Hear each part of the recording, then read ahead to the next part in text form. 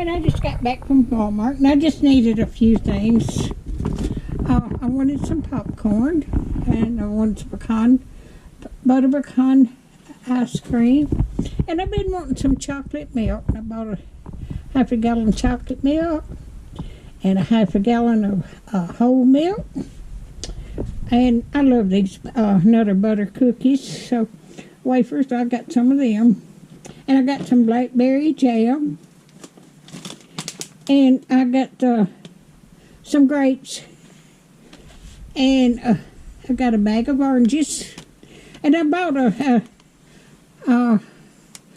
a yard of cotton material. And I guess they'll ship that to me because it wasn't in this order.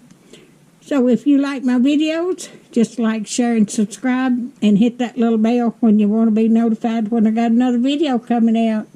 And thank y'all so much and have a blessed weekend.